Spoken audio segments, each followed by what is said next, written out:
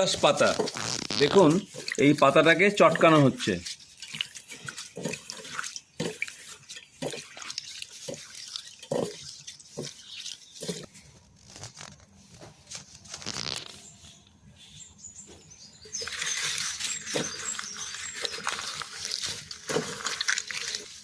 বলো বলো।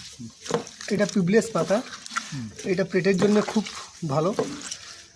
এটা এইভাবে পাতাটাকে নিয়ে পরিষ্কার জলে ধুয়ে অল্প পরিমাণ জল নিয়ে এটাকে কচলাতে হবে এবং এটাকে কিছুক্ষণ পরে পাতাটাকে তুলে নিয়ে হালকা পরিমাণ লবণ দিয়ে এটাকে খেলে পেটের খুব উপকার।